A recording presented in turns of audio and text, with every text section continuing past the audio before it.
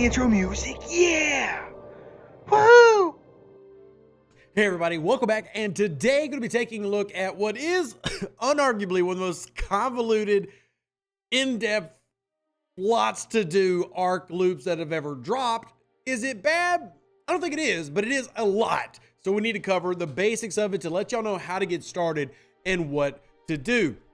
Now in this video, we're not going to focus as much on the Voyager, but I will show the Voyager ship. The Voyager ship will have its own video. The reason that it's not going to be covered a lot today is two reasons. One, the loop itself is a lot of work. And two, I'm still working with game design / the community managers, really pressing them to make changes to the Voyager to make it better for everybody. So just bear with me on that one, working on that. And then also there's a third reason, and that's that my favorite game studio in existence, Paradox, actually just announced they're making a Star Trek game. So I'm really excited about that as well. So let's go ahead and talk about this loop and what makes it unarguably one of the most complicated, convoluted loops in the game, but it has some really good reasons to exist. So this is obviously built around the ship that just came out, the USS Voyager, and you can see it smack dab there in the middle. What you end up finding is there's two hostiles and two different mining nodes that you're expected to run through as a loop with this singular ship. Now, before anybody asks, yes, it is technically possible to do some of this loop with other ships, and you have players doing that right now. We'll cover that in a little bit, but I want to talk about where we're at with this and hostiles, where to find things, and how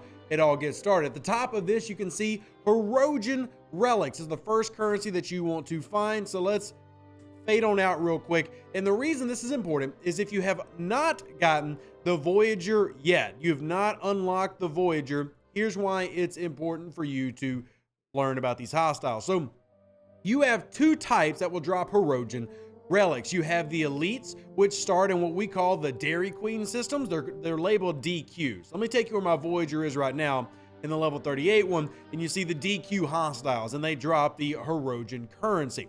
So this is something that you want to make sure you're grinding through. The expectation is basically for you to do this every 3-ish days. There is a refinery chest. We'll look at the refinery a little bit that you can do every day, but you're kind of expected to just go in, get a bunch of these, do them all at once, and not have to do this as an everyday loop. So let me go over here where the discovery is. The reason I want to show you some of these lower systems is in the Dairy Queen space, Delta space, you can find not just the elites, but regulars. I hope I went in the system. There we go. And find regular Hirogen hunters that do drop a small amount.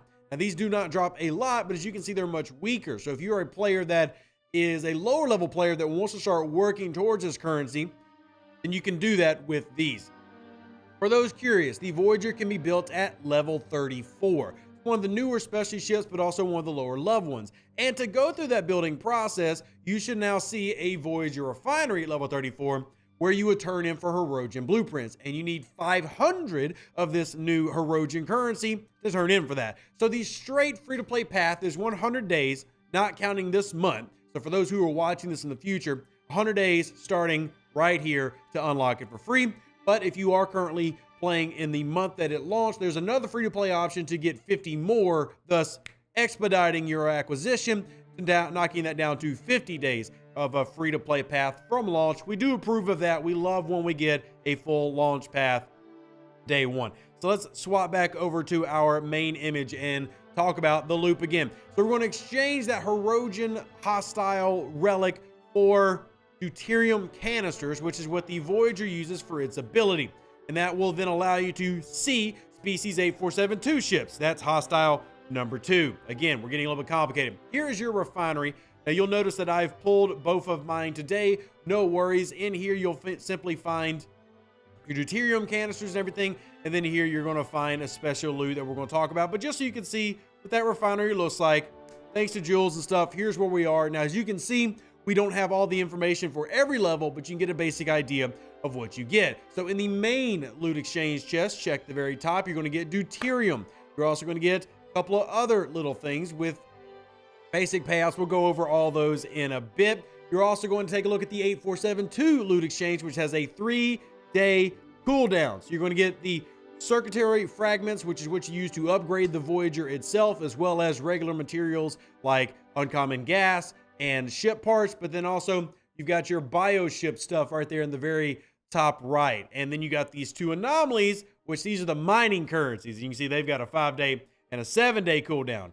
Yes, we've already complained about the cooldowns, and yes, we all hate the cooldown. So that's the basics of how that refinery system works. Now let's go back to here. So you did the deuterium refinery, part 1, step 1. Like I said, complicated. I'm going to repeat that a lot. What you'll do is once you've done that first refine, you'll get this currency, deuterium canisters, and then with your Voyager, you can summon that hostile, and you got to be careful because somebody like a Rev can snipe it. There it is. You got to make sure you want to go hunt that bad boy down. It's a species 8472 bioship. For whatever reason, isn't appearing on my screen visually, but I did use the Voyager's ability to reveal it, and that allows me to kill it, and that will give me currency. This has helped me get the exotic biotoxins that I need to turn in for that second chest that you saw that has a 3-day cooldown.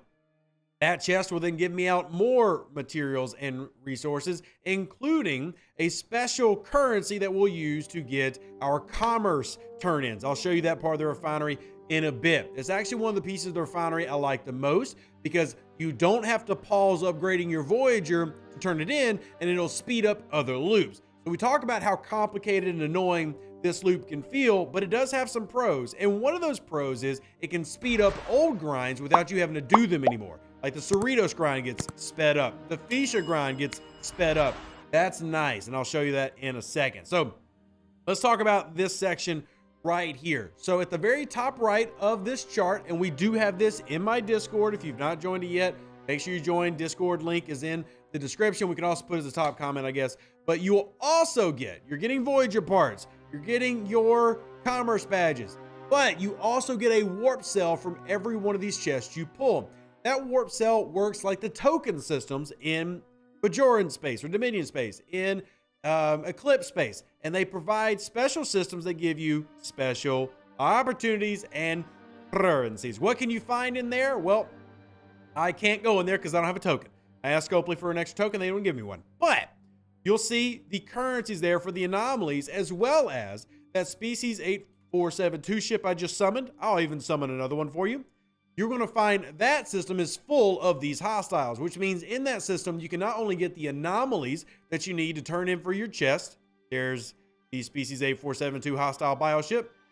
Not only can you find the currencies for the mining, but you also find the system is full of these. So you can actually grind these out in that system as well. So you can actually get multiple currency sets. You can get more of the exotic biotoxins, as well as both types of anomalies, so that you can then do those turn-ins, even though they have a 5-day and a 7-day cooldown. And yes, cooldowns are dumb. That's Rev's opinion. But are you keeping up with everything so far as I'm grinding through the currencies? Let me put the convoluted map back on the screen. Convoluted map says, here, see, we exchange biotoxins for Voyager travel tokens and more insignias. The insignias are what we use to do the research. I think I misquoted earlier. We want to get ship parts is what we upgrade Voyager with. And then we get the insignias for research. And then you get up there for more anomaly samples to get more of our research materials, as well as artifacts. There are new artifacts that will help you work on that new isolytic damage, which will also have its own video. Lots dropping this month. This is a very, very rich feature month. For better or for worse, a lot of feature this month. So let me back out again. Let's go back, and we're going to go take a look. And let me know what you think so far, because I feel like we're barely denting, but I'm trying to give you the quick and dirty of the Voyager Loop. So here we are in the refinery. Let me talk about this commerce real quick and why I like the commerce system so much. Again, this is tier 1. This is just me trying to speed up this grind. Now, as it looks here visually, it's not a ton. Keep in mind that you're looking at a tier 1 Voyager, and I've essentially earned enough to get to right at tier 2 in less than 24 hours. So the process is not ridiculously long. You also have the opportunity to get ship parts. Again, tier 1, this is completely worthless, but you start getting like tier 4, that's where it actually matters. Tier 4 gets really nice. You start getting uncommon ship parts for your 4-star ships. That can be very valuable to players as a whole. So I do really like the refinery, even though you're going through a very convoluted loop to make this happen. But you see, here's our anomalies. When we mine that, we'll get more of the circuitry fragments, and as well as more Voyager ship parts, so we can do upgrades of both the research tree and the Voyager itself while also grinding for some of the artifacts. Let me go real quick to the research tree, cover some of the basics. Let me show you how far I've made it in the research tree through 1 day of grinding with the Voyager when I had it. You'll go to your starships tree, scroll all the way to the end. Here's all your Voyager stuff. I made it literally from the antimatter recycler, high image resolution, all the way to Voyager bartering in 24 hours. This is my grinding through the refinery, as well as the new field training that's available. We'll cover that here in 1 second before we wrap up for today's video. So as we're going through, you can see we've got various things for increasing the base damage dealt for hostiles for the Voyager, making it useful for more than just the species 8472 hostiles. Faction battle tactics is for going against the FKRs. Again, that's for everybody. That's really nice. Voyager cargo, we are talking to them about making the cargo bigger. One of the drawbacks of the Voyager is its cargo size is simply too small. Very similar issue to the Mantis when it came out. Another reason I'm waiting on the Voyager video is I want to see what all upgrades we can get to it before it rolls out to everybody so we can get better. But Voyager bartering be really big. I'm also obviously really big on the excursion efficiency. So efficiency researches are always kind of my favorite, but really good stuff. Also be know the antimatter recycler is super important because this is actually greatly increasing the warp range. The ship has a maximum range of warp 900. So that's the basics of the loop. You need to grind 1 hostile to do your first chest. Your refinery chest number 1 needs hostile number 1. Bam, this one. Then hostile number 2 needs for chest number 2. Mining number 1 for refinery mining number 1, and then rare anomaly for rare anomaly. So it's a 1-to-1 ratio. It's just a lot for one ship to be in charge of. Can you do more? Yes, you can punch up if you want to and use like a pylon to go against the big ones. But be very careful because this is the strongest ship in the game.